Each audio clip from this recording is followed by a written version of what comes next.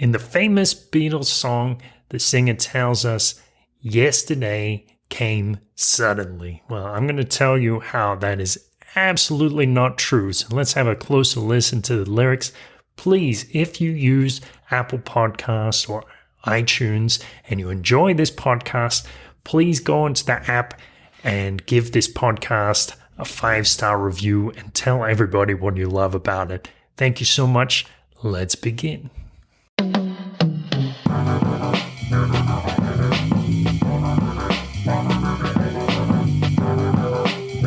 This is a beautiful thought.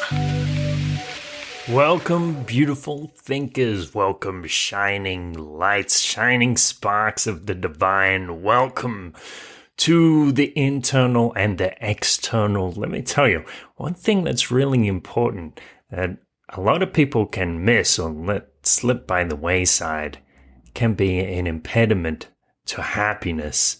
Hydration. I'm here in Asunción and the weather likely to get to about 37 degrees C, like 99 degrees Fahrenheit today.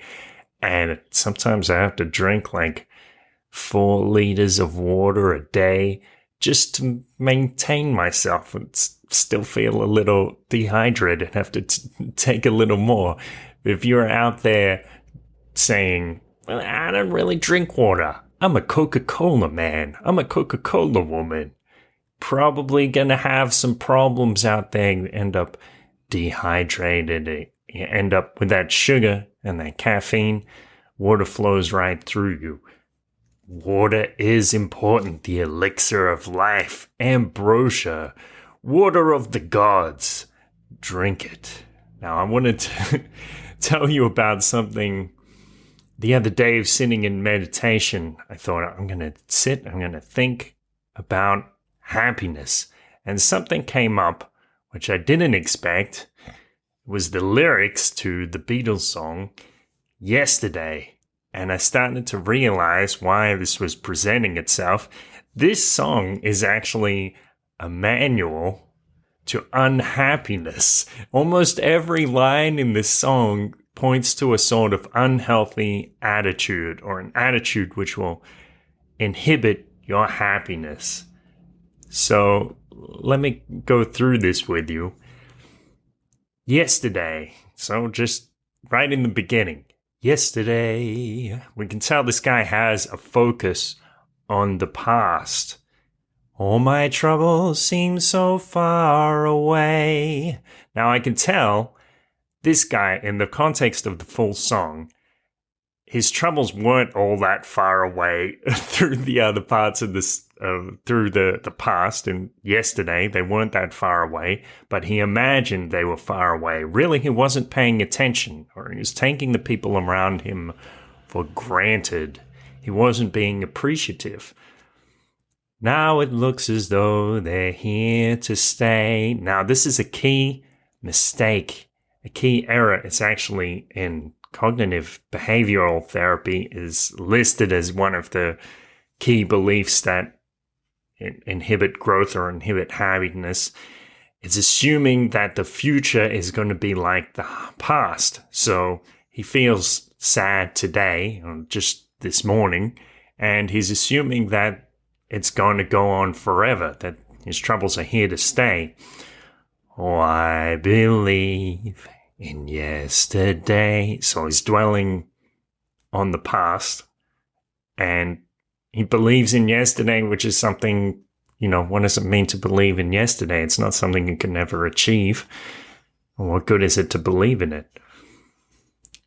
Suddenly, these things happen suddenly. Actually, they probably didn't happen suddenly. There was probably a lot of events leading up to the change in his life that he hadn't noticed. So again, he hadn't been present. I'm not half the man I used to be. Well, if he's not half the man he used to be now, he probably wasn't actually a complete man before. He wasn't completing himself. And this is like a codependent relationship. He was using his relationship as a sort of crutch for his identity, this codependency that kept him thinking, everything is good, everything is wonderful, I have a girlfriend and I think I'm great. Actually, he probably wasn't focusing on his individual goals, being a man, going after what he really wanted in life, or trying to improve himself. And that's why he feels so incomplete when the relationship ends.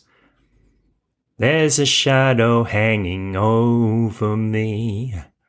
There's a shadow hanging over me. It's really important to be mindful of the metaphors that we use to describe our lives. Some people use these metaphors about depression, like a black dog or a little black cloud following them.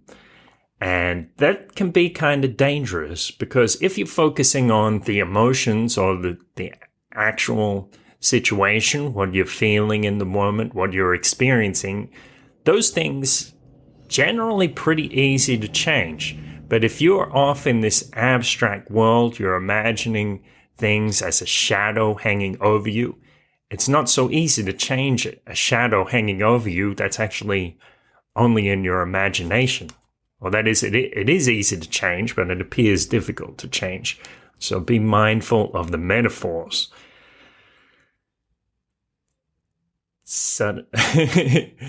Yesterday came suddenly. That's the next line. Why she had to go, I don't know, she wouldn't say. Now, I can almost guarantee that this guy was not listening to his girlfriend, and that's why it seemed like it came suddenly. When people don't always communicate in the way that we expect, and that's why we have to listen and exercise some empathy, trying to put ourselves inside their minds a little bit to try to figure out what's going on. But if we don't do that, it's easy to ignore the signals that somebody is dissatisfied. This seems to be what happened here. I said something wrong, now I long for yesterday. I said something wrong. Now this seems like a false cause, is a kind of logical fallacy. He's assuming that the last straw was actually the reason that his woman left. And that's pretty unlikely. It's not like you're in a long-term relationship, you say one thing, and somebody says, that's it. Like, that's all it took for me to leave. No, that was something that came with the foundation of many things. And it was just the last thing. And now I long for yesterday. So longing is an intense kind of desire, but longing kind of indicates it's not like excitement or anticipation. Longing is like a feeling of lack when you want something. So maybe that's not the right kind of desire. And I'd say it's also the wrong object, because you can never obtain yesterday. You can never reach that point again, or it's highly unlikely. So what good is it to long for yesterday? You're actually setting yourself up for unhappiness. Yesterday, love was such an easy game to play, which indicates that he was never really taking the relationship seriously. He was treating it like a game and taking it for granted. Now I need a place to hide away. So that indicates that he was not addressing his emotions. He's trying to run away from himself. Oh, I believe in yesterday. And now he's focused not on a time where he can actually improve something, because he has so many delusions about the past, believing that it was just one thing that he said that ended the relationship, that otherwise it was a perfect relationship. And he believes in the time when he was deluded. So let me see. So to turn this around, to try to give you some tips on how to be happy, It's important to focus on the present. You can think about the past and the future, but normally the present is the key to happiness. Pay attention to those around you, listen to them, be appreciative of them, and show your appreciation. Don't assume that the future will be like the past, because the future and the past can be very different. Be present again. Well, that's such an important one. It bears repeating. Even when you're in a relationship, you can work on yourself and work on being a complete individual, even though you're part of a team or a partnership. Be mindful of the metaphors, and you can question the metaphors that you use. Anticipate the way that people communicate with you, trying to put yourself in their shoes a little bit. Be careful about the assumptions or conclusions that you draw about the causes of things. Be careful about the object of your desires. So if you're going to desire something, it makes more sense to desire something that you can actually attain, and do it in a way that feels good, and do it in a way that is still going to be positive, even if you don't get what you attain. So there's a whole bunch of wisdom actually hidden within that song. It's very interesting.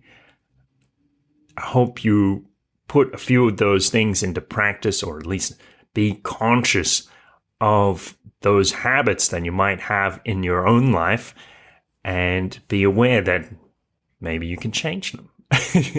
So thank you so much for listening. Thank you for being a beautiful thinker, and thank you for showing words of appreciation for those people who are around you, and thank you for being conscious. I'll talk to you soon. Have a wonderful day. A beautiful thought.